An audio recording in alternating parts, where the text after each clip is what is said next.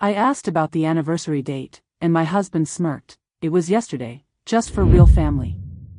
The bourbon smell mixed with something else now, fear, sharp and metallic in my throat. I walked to the living room mantel where our wedding photos used to create a timeline of our relationship. The wooden surface was clean, polished, empty except for 3 frames I'd never seen before.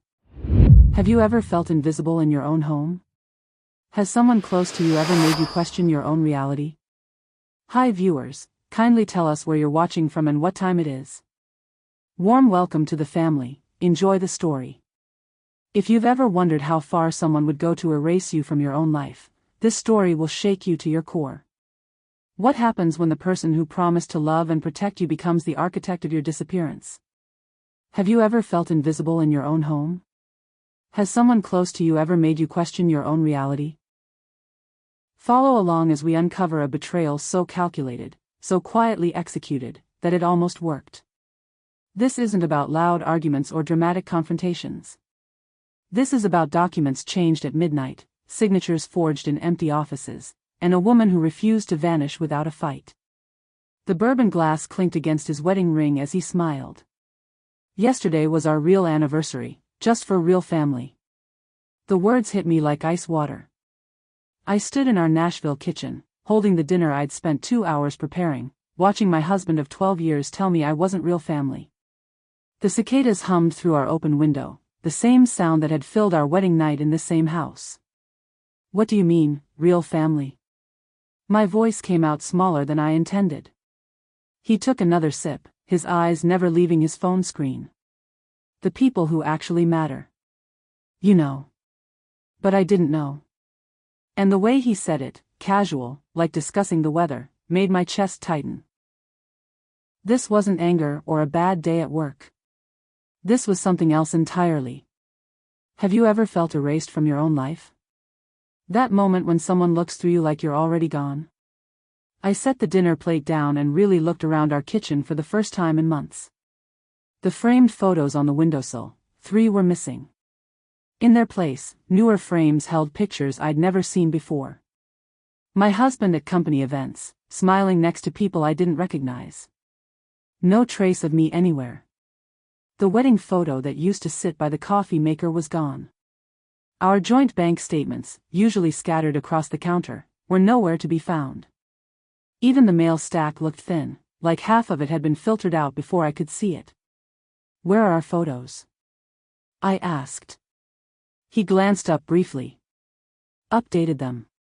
You know how cluttered things get. If you've ever felt invisible in your own home, this gets worse before it gets better. Subscribe, you'll want to see how she fights back. My phone buzzed. A text from our insurance company. Thank you for updating your beneficiary information. I stared at the message. I hadn't updated anything. Did you change our insurance? Just cleaning things up. His phone buzzed. He read the message and smiled, not at me, never at me anymore, but at whatever name appeared on his screen. Estate meeting confirmed, I glimpsed before he turned the phone face down. Estate meeting. We'd never discussed estate planning. We were 43 years old, healthy, building what I thought was our future together. What estate meeting? The bourbon smell mixed with something else now, fear, sharp and metallic in my throat. I walked to the living room mantel where our wedding photos used to create a timeline of our relationship. The wooden surface was clean, polished, empty except for 3 frames I'd never seen before. In those frames, my husband smiled next to a woman with blonde hair and kind eyes. Different events, different years, but the same woman in each photo. She wore the earrings I'd thought he'd given me for our anniversary 2 years ago. Count how many red flags you spot. You'll need them later. I touched the empty spaces where our photos used to hang. The dust outlines were still there, rectangular ghosts of a marriage being quietly erased. But it wasn't just the photos. The wedding album, usually displayed on the coffee table, was missing. Our framed marriage certificate, gone from the hallway. Who's the woman in these photos? I kept my voice level, controlled. Friend from work. You don't know her. But the earring suggested otherwise. The comfortable way she leaned into him suggested otherwise. The fact that she'd replaced me on our own mantle suggested everything I was afraid to acknowledge. His phone buzzed again. This time I saw the name clearly. Rebecca, tomorrow 2 p.m. confirmed. 3 photos were missing from the mantle. In the empty spaces, dust-outlined frames I'd never seen before. The coffee maker gurgled alone. His side of the bed was already cold, like he'd been planning this exit for weeks. I lay there listening to sounds that used to mean comfort: cabinet doors, running water, keys jingling. Now they felt like evidence of a life pulling away from mine.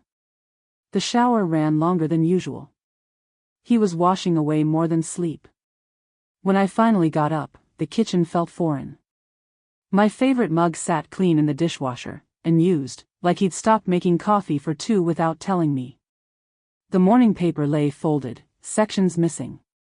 Bills scattered across the counter, but none addressed to both of us anymore. His laptop sat open on the kitchen table, screen dark but still warm. I'd never snooped before, never needed to. Trust had been our foundation. But foundations can crack without warning.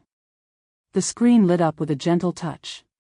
His email was open, messages sorted by importance. At the top, a thread marked "Urgent, Property Transfer Consultation." The timestamp read 3:47 a.m. Who sends emails about property at 3 in the morning? I didn't open it. Not yet. But I saw enough to understand that while I'd been sleeping, my husband had been planning. Ever found evidence you weren't supposed to see? What did you do? The joint mail stack felt thin, deliberately curated. Our mortgage statements, usually thick and detailed, were missing. The credit card bills showed only one name now, his. When had I been removed from our accounts? More importantly, why hadn't anyone asked for my signature? I opened the kitchen junk drawer where we kept important papers: insurance cards, warranty information, emergency contacts. The folder labeled "Legal Documents" was thinner than I remembered. Inside, copies of documents I'd never seen before. A consultation appointment for today, downtown Nashville, scheduled for 2 p.m. The same time as Rebecca. His handwriting covered a yellow legal pad tucked beneath the insurance papers. I recognized his careful print, the way he made lists when planning something important. Legal separation, quiet route, asset protection, individual accounts. Property transfer, prior to filing, beneficiary changes, complete by month end. My hands shook reading his neat, methodical destruction of our shared life. This wasn't impulse or anger. This was strategy, executed while I slept, planned while I cooked dinner and asked about our anniversary. The shower stopped running. Footsteps moved across the bedroom floor above me. I slid the legal pad back into place, closed the laptop, and poured coffee with steady hands I didn't feel. When he came downstairs, dressed for the office in his good suit, I was sitting at the table reading yesterday's news like nothing had changed. "Late meeting today," he said, not looking at me. "Don't wait up." The appointment was today. Downtown Nashville. I wasn't invited. The drawer key was exactly where I remembered, taped under his desk lamp. What I found inside rewrote everything I thought I knew. I waited until his car pulled out of the driveway, until the sound of his engine faded down our street. Then I walked to his home office, room I'd rarely entered. His space, his rules, his privacy. But privacy ends where betrayal begins. The top drawers held normal things: pens, business cards, old phone chargers. But the locked bottom drawer, the one I'd never questioned, held a manila folder marked "Personal, Confidential." Inside, 3 documents that stopped my breathing.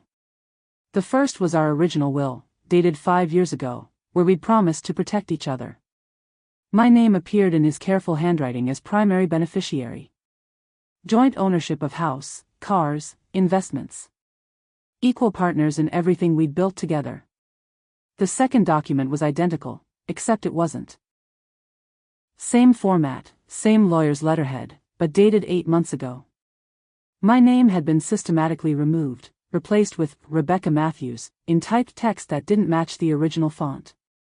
Every protection we'd agreed to, every security we'd promised each other, had been quietly reassigned to a woman I'd never met.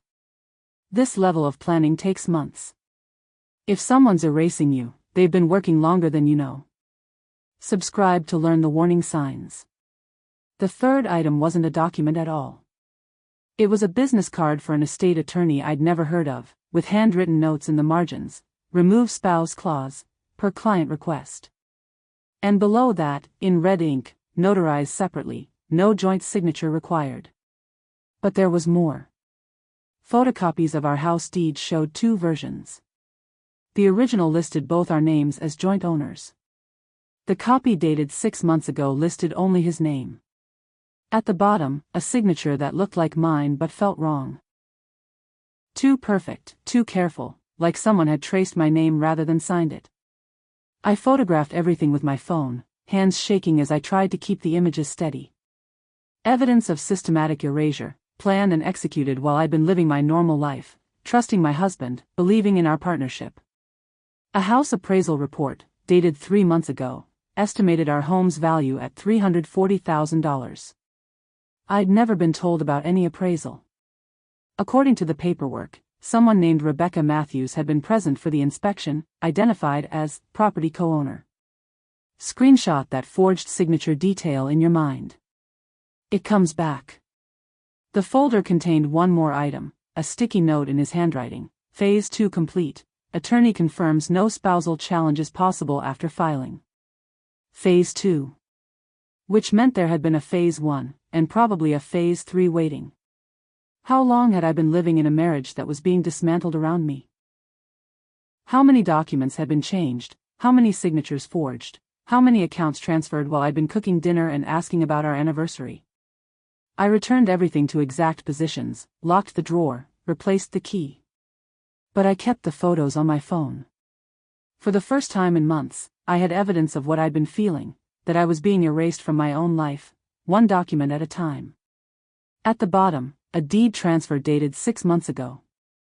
My signature, but I never signed it. Maya's paralegal training kicked in before I finished the first sentence.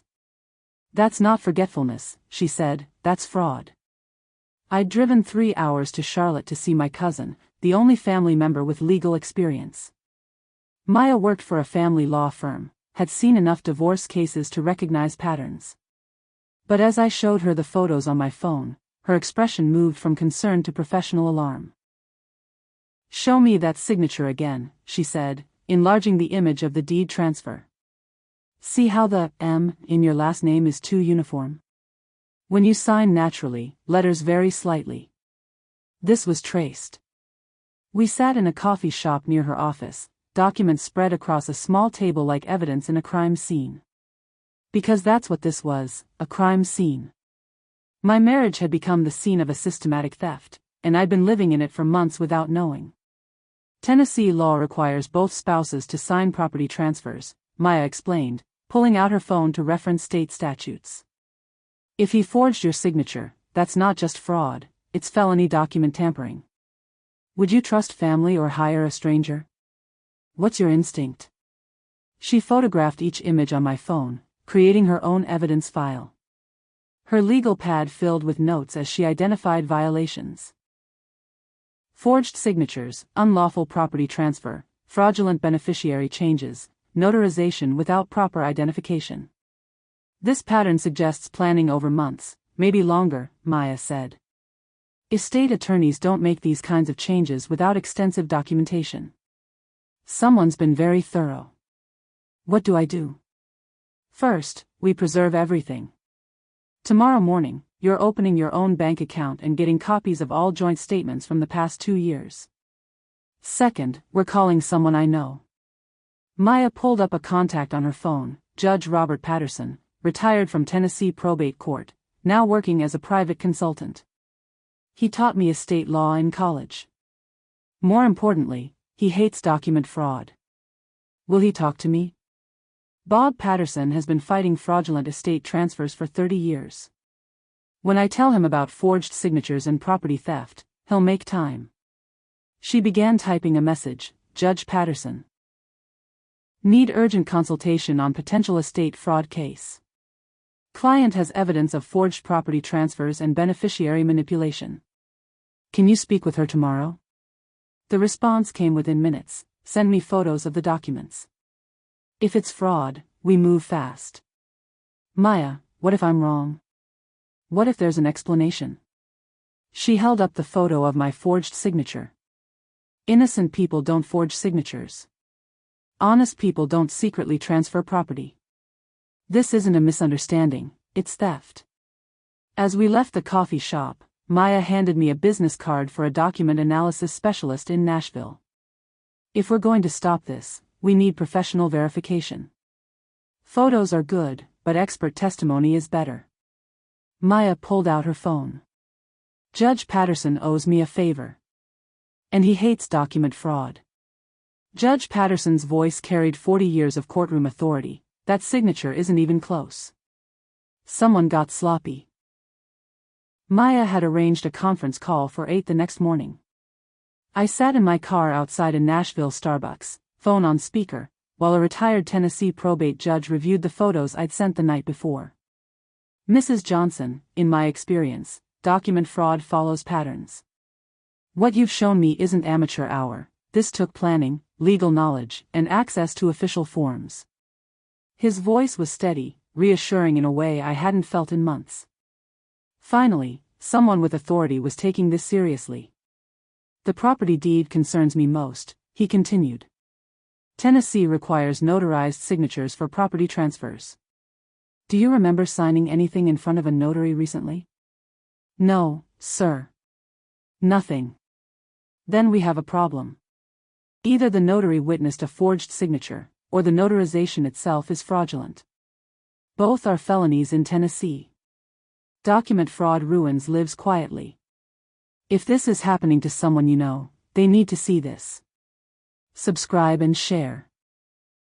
Judge Patterson walked me through the legal timeline. Your husband's attorney has been filing documents for 8 months. Each filing creates a paper trail. The good news is that fraud leaves evidence. The bad news is that if we don't act quickly, the transfers become harder to reverse.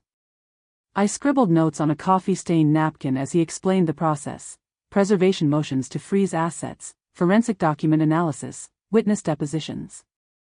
Judge Patterson, can this be stopped? Not just stopped, reversed. But we need to move fast. Tennessee courts don't like fraudulent property transfers, especially when they involve forgery. He gave me specific instructions: document everything, avoid confronting my husband directly, and get professional signature analysis within 48 hours. One more thing, he said before hanging up. File a police report for identity theft. What your husband did isn't just civil fraud, it's criminal impersonation. After the call, I sat in my car feeling something I hadn't experienced in months: hope. Not the desperate kind, but the solid variety built on law and evidence and people who knew how to fight back. My phone buzzed with a text from Judge Patterson, attorney recommendation attached. Tell him I sent you. Move quickly. The attached contact was for David Chen, a Nashville attorney who specialized in fraudulent estate cases. His office could see me that afternoon. Predict, will she file immediately or gather more evidence first? I drove home to change clothes, passing the house that might not legally be mine anymore. But for the first time since that bourbon-scented anniversary conversation, I felt like I had a chance to get my life back. Judge Patterson was right about one thing: fraud leaves a paper trail. And I was about to follow that trail all the way to the truth. File the motion tomorrow, Patterson had advised. Before they realize you know. The forensic specialist held my signature up to the light. This was traced, not signed. See the hesitation marks? David Chen's office had recommended Linda Morrison, a document analysis expert who worked with courts across Tennessee. Her lab occupied a converted warehouse in East Nashville, filled with microscopes, scanners, and equipment that could detect fraud invisible to the naked eye. Mrs. Johnson, I've analyzed thousands of questioned signatures. This one tells a clear story, Linda said, pointing to the property deed with a magnifying glass. She showed me what my untrained eyes had missed: pressure variations that indicated someone had carefully traced my signature rather than signing naturally. Ink density that suggested hesitation. Letter formations that matched my signature style but lacked the unconscious variations that make handwriting unique. Your husband or someone working with him used a light table or traced this signature from another document. See how the O in Johnson is perfectly round? When you sign naturally, it's slightly oval. Criminal charges or civil court? What would you choose and why?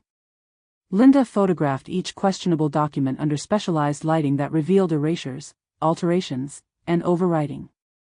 The house deed showed multiple layers of change: original text erased and rewritten, dates altered, and signatures added after the fact. This isn't amateur work, she explained. Someone with legal knowledge planned these changes. They knew what documents to alter and how to make them look official. Her preliminary report identified 7 separate instances of forgery across 4 documents: the property deed, 2 will revisions, and a beneficiary change form.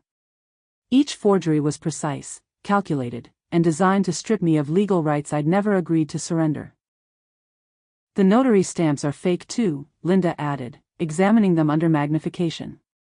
Real notary seals have specific security features. These are photocopied.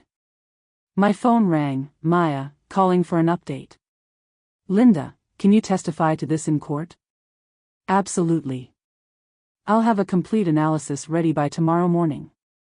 This level of fraud leaves fingerprints everywhere.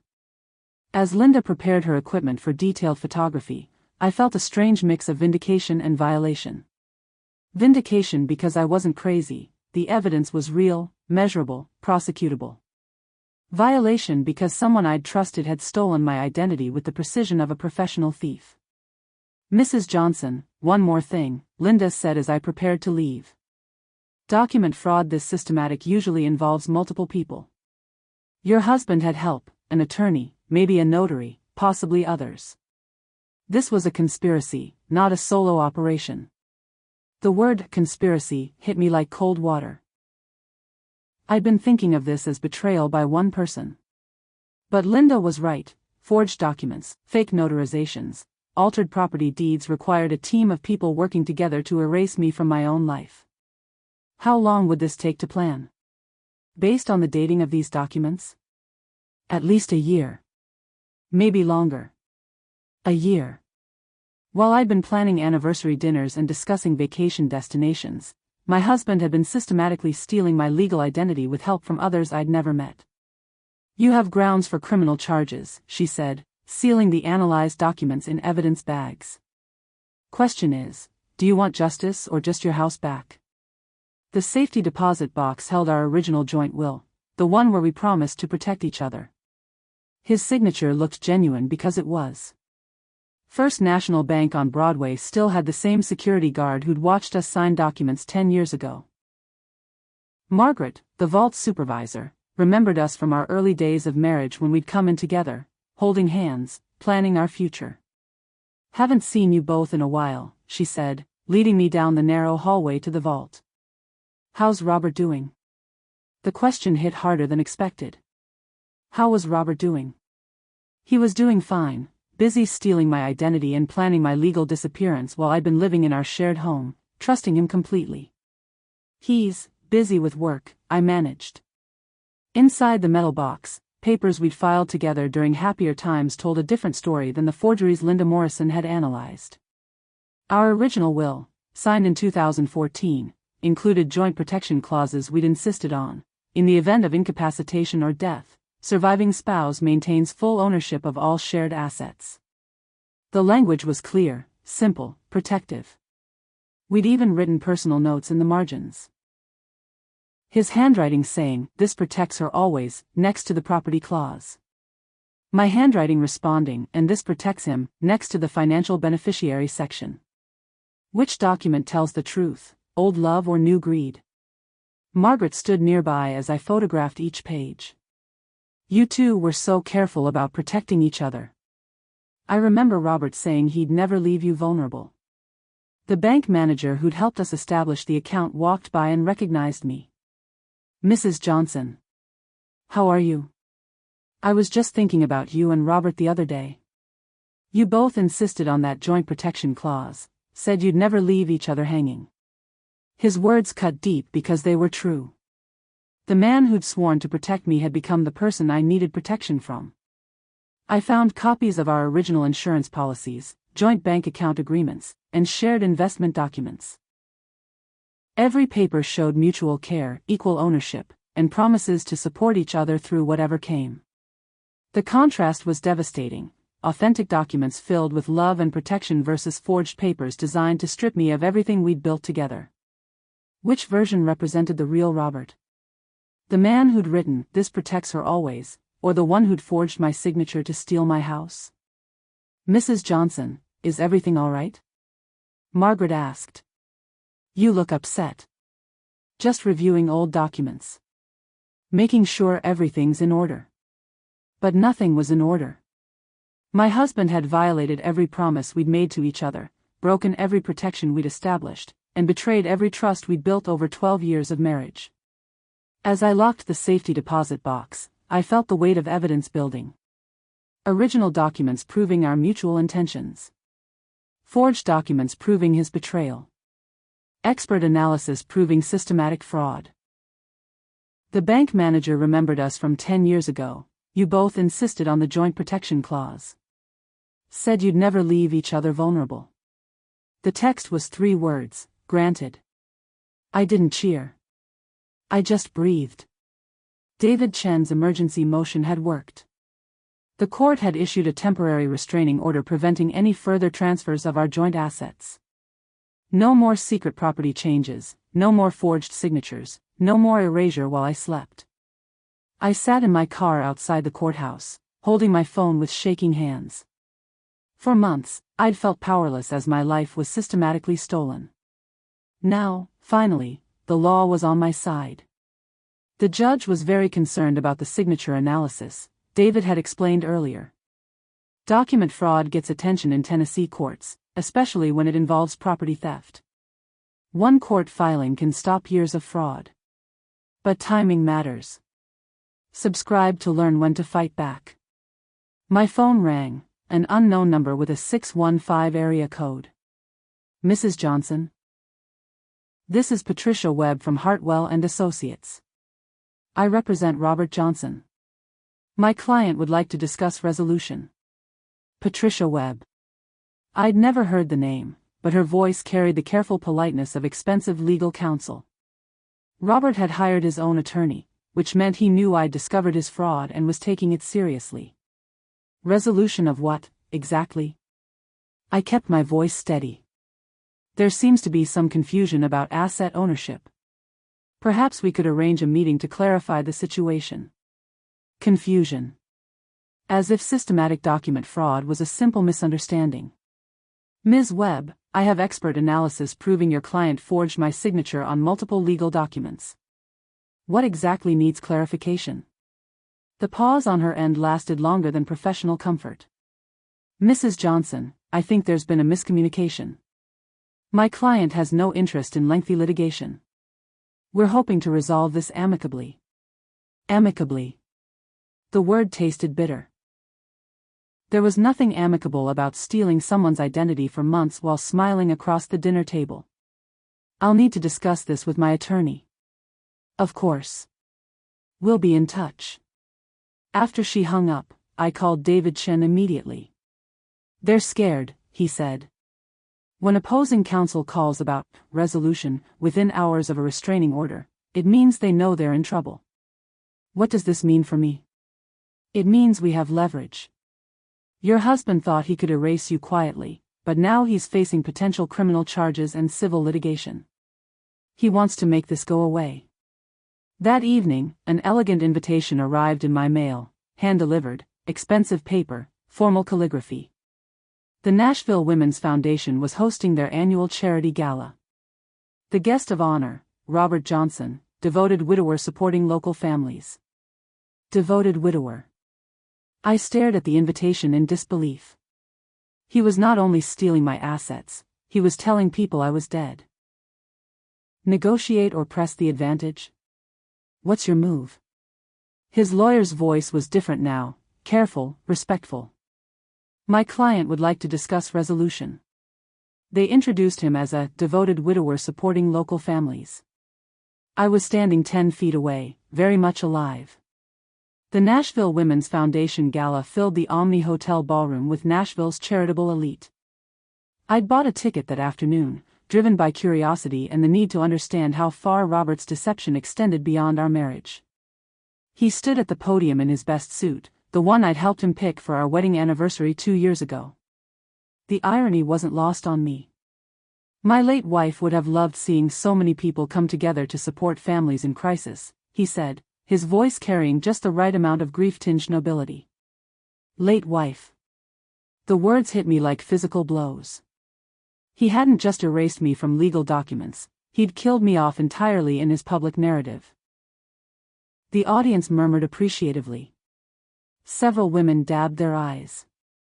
The woman sitting next to me whispered, "So tragic, losing his wife so young." I wanted to stand up, to shout that I was right there, that his grief was performance art. Instead, I stayed seated and listened as my husband eulogized a life I was still living. The foundation meant so much to her. She always said we had to take care of each other. Take care of each other. The same words he'd written in our original will margins, now twisted into public sympathy for a man who'd spent months stealing my identity. Would you confront him publicly or document everything quietly? During the cocktail hour, I moved through the crowd like a ghost at my own wake. People approached Robert with condolences I could hear from across the room. "So sorry for your loss. She was such a lovely woman. How are you holding up?" He accepted their sympathy with practiced grace, never correcting their assumption that I was dead.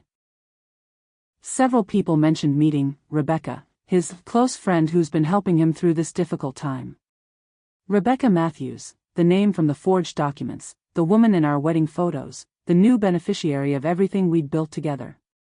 She wasn't just stealing my legal identity, she was stepping into my social role as his partner. I overheard a conversation near the bar that stopped my breathing.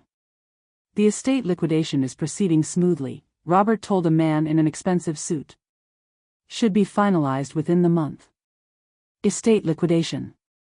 He was selling our assets, distributing our shared wealth, all while accepting sympathy for my fictional death. The man nodded knowingly. Good to get that settled quickly. Less complicated that way. Less complicated. My 12-year marriage, my legal identity, my very existence, all reduced to complications he was efficiently resolving. Near the silent auction table, I found a donation plaque that made my knees weak. "In loving memory of my late wife, whose commitment to helping others will live on through this foundation." The dedication was dated last month. He'd been accepting public sympathy for my death while I'd been sleeping in our shared bed, cooking his dinner, asking about our anniversary. As the evening wound down, I watched Robert and Rebecca leave together, her hand on his arm, his attention focused entirely on her. They looked like a couple who'd been together for years, comfortable and connected in ways we hadn't been for months. The donation plaque read, "In loving memory of my late wife." The dedication was dated last month. "I processed those papers at 11 p.m. on a Sunday," Jennifer whispered. The building was empty. No witnesses, no notary. Just me and a signature stamp. Maya had found Jennifer through her legal network, a former office manager at Hartwell and Associates who'd quit 6 months ago after being asked to process documents she knew were fraudulent. We met at a quiet diner in Murfreesboro, halfway between Nashville and Jennifer's new job in Franklin. She looked nervous, constantly checking over her shoulder as she pulled a manila envelope from her purse. "I kept copies of everything," she said. "I knew what Mr. Hartwell was asking me to do was wrong, but I needed the job." Jennifer had worked for Robert's attorney for 3 years, processing estate documents, maintaining filing systems, and occasionally notarizing papers when the official notary wasn't available. But the Sunday night document processing crossed lines she couldn't ignore. Office insiders see everything. If someone's betraying you professionally, the paper trail exists. Subscribe to learn what to look for. Mr. Johnson, your husband, brought in a stack of documents around 10 p.m. said it was urgent, needed to be filed first thing Monday morning. But something felt off. She showed me photocopies of the documents Robert had brought that night. Property transfer forms, beneficiary change requests, and will revisions, all requiring my signature, none of which I'd ever seen before. He had examples of your signature on other papers. Kept comparing them, making sure the new signatures looked right. That's when I realized he was forging your name. Jennifer had watched my husband trace my signature repeatedly, practicing until each forgery looked convincing. She'd been ordered to use the office notary stamp without following proper procedures. No witness identification, no signature verification, no recorded log entries. I asked about the irregular procedures. Mr. Hartwell said it was a special situation, that Mrs. Johnson couldn't be present for health reasons. Health reasons. Another lie added to the growing list. According to their story, I was too sick to sign documents, conveniently explaining my absence while they forged my identity. The worst part was the metadata, Jennifer continued, pulling out printed emails.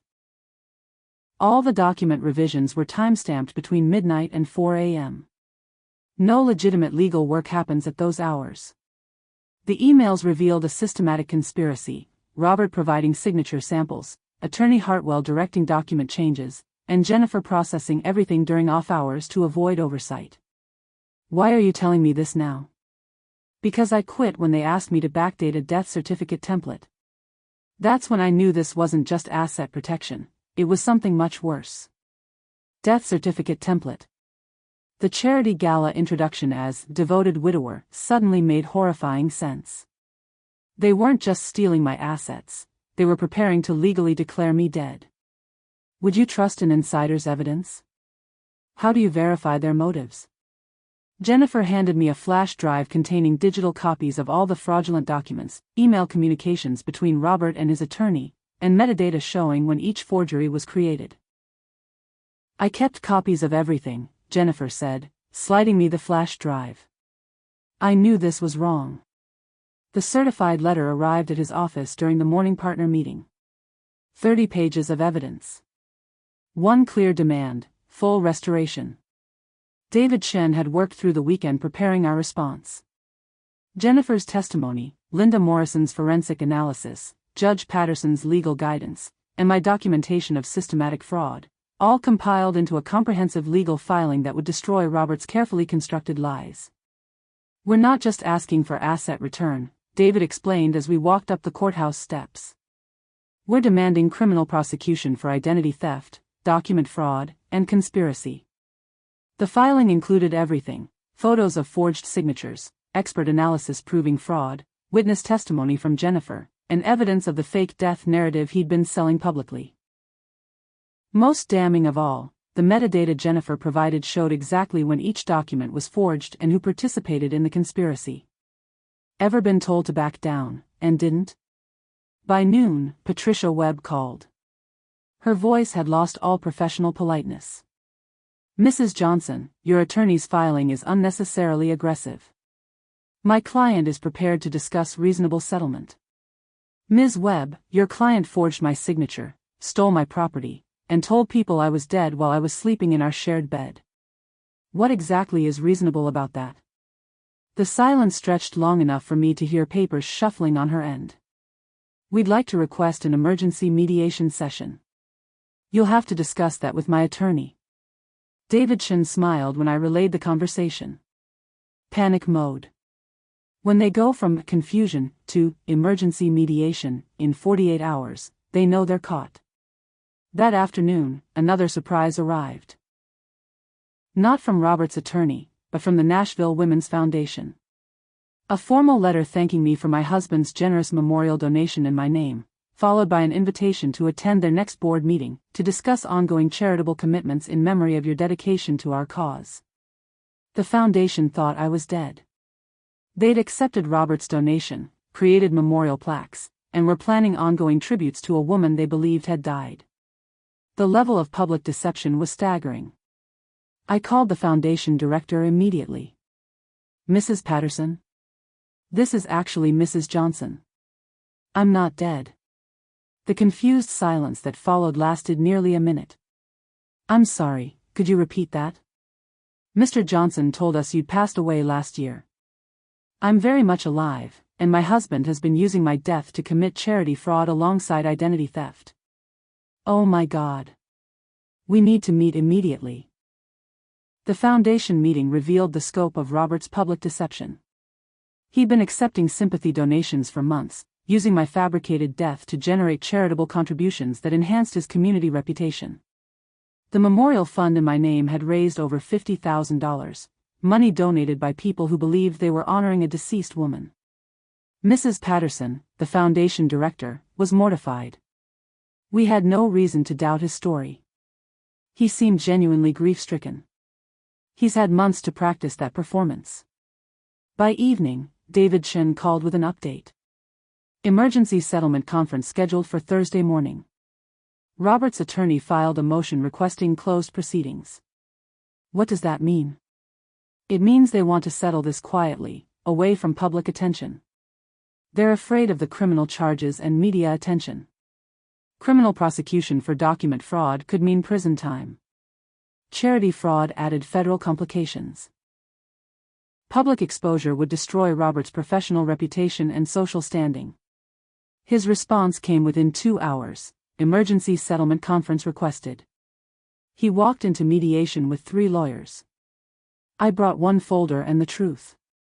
Guess which was stronger? The Davidson County Courthouse mediation room felt like a battlefield. Robert sat across from me for the first time since the anniversary conversation that started this nightmare. He looked smaller somehow, diminished by the weight of evidence stacked against him.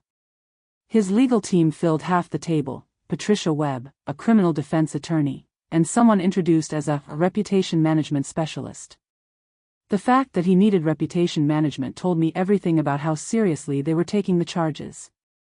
I sat with David Chen and my single folder of evidence, the same evidence that had already convinced a judge to freeze our assets and prompted emergency settlement requests.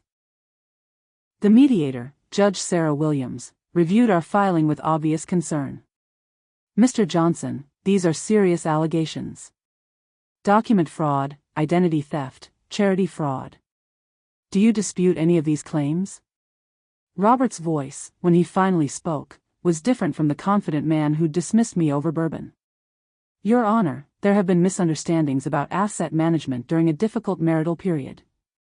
Misunderstandings? Judge Williams held up Linda Morrison's forensic analysis. This expert testimony indicates systematic signature forgery over 8 months. How is forgery a misunderstanding? Truth doesn't need expensive lawyers, but lies do. Subscribe to see how evidence wins over intimidation. Patricia Webb jumped in. Your Honor, my client was attempting to protect joint assets during what he believed was an impending divorce. By forging his wife's signature and telling charities she was dead? The criminal defense attorney tried a different approach. The charity donations were made in good faith during a period of emotional distress. Judge Williams wasn't buying it. Emotional distress doesn't explain forged notary seals or backdated death certificate templates. That's when Robert finally broke. I never meant for it to go this far, he said, his voice cracking. It started with protecting the house value, then Rebecca needed security, and everything just escalated. Rebecca needed security. There it was, admission that he'd stolen my assets to provide for another woman. Mr. Johnson, Judge Williams said, you've admitted to systematic fraud. The question now is whether we handle this criminally or civilly. The room went silent. Robert's expensive legal team exchanged worried glances. For the first time since this started, I held all the power. Mrs. Johnson, the mediator addressed me directly, what outcome do you seek? I looked across the table at the man who'd promised to protect me, who'd written, "This protects her always," in our original will, who'd spent months erasing me from my own life while I cooked his dinner and trusted him completely. Full restoration of all assets. Complete reversal of all fraudulent documents. Public correction of the false death narrative. And criminal referral for identity theft. Mrs. Johnson, Patricia Webb interjected, perhaps we could discuss a more reasonable. There's nothing reasonable about stealing someone's identity for 8 months. Robert finally looked directly at me. I'm sorry. I know that doesn't fix anything, but I'm sorry. Sorry. After months of systematic betrayal, document fraud, and telling people I was dead, he was sorry. Your apology doesn't restore my legal identity or return the months I spent thinking I was losing my mind. When did you know she'd won? What gave it away? The mediator stopped mid-sentence. This appears to be systematic fraud. We need criminal counsel present. No admission of guilt. Just a check for full restitution and a promise to protect the family reputation. Translation: he got caught. The settlement agreement arrived by messenger on Tuesday morning.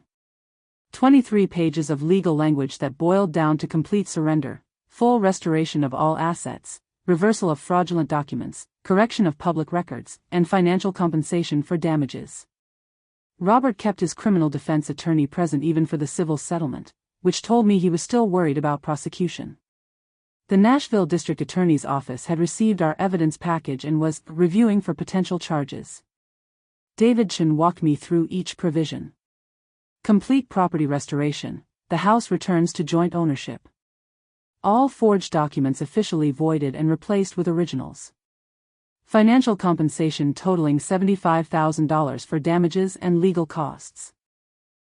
Public correction to all charitable organizations regarding false death claims.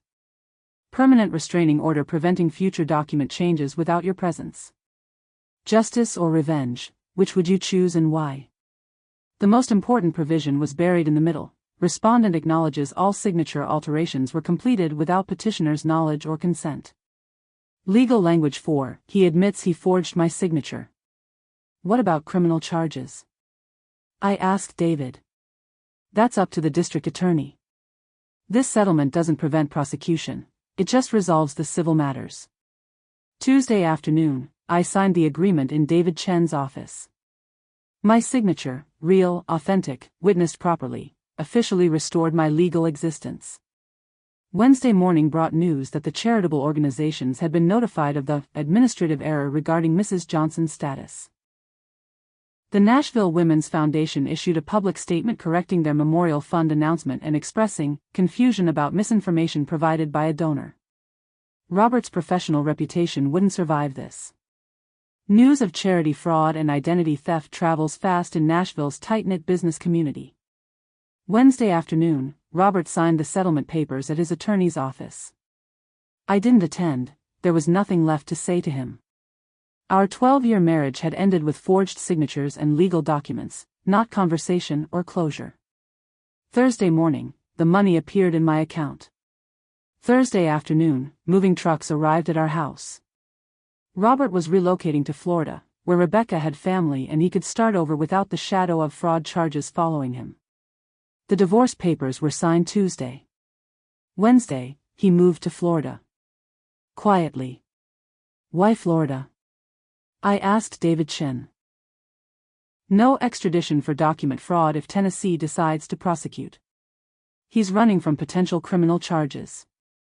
I watched from my kitchen window as Robert loaded boxes into the moving truck. 12 years of marriage reduced to cardboard containers and a legal settlement. He never looked toward the house, never acknowledged that I was watching. The divorce papers were signed Tuesday. Wednesday, he moved to Florida. Quietly. The safe deposit box now holds copies of everything, not as weapons, but as proof that truth has a permanent address. I returned to First National Bank 3 months after the settlement, carrying a box of documents that told the complete story, original wills showing mutual protection, forged papers proving systematic betrayal, expert analysis confirming fraud, and legal agreements restoring my identity. Margaret, the vault supervisor, helped me organize everything into acid-free folders designed to preserve documents for decades. You're creating quite an archive, she observed. Insurance, I replied. In case anyone ever tries to erase me again. The archive contained more than legal papers. I'd included Jennifer's flash drive with metadata proving the conspiracy timeline, photographs of the charity gala where Robert performed widowhood while I stood alive in the audience, and copies of the Foundation's embarrassed apology letters. What would you preserve for a future you might never see? Judge Patterson had suggested the archive during our final phone call. Document fraud leaves scars in public records. Keep copies of everything, the truth and the lies. Future attorneys might need to understand what happened. Maya had helped me organize the evidence chronologically, Robert's systematic erasure beginning 8 months before I discovered it, my investigation and legal response, and the complete restoration of my identity. The timeline read like a legal thriller, except every event was documented with signatures, timestamps, and witness testimony.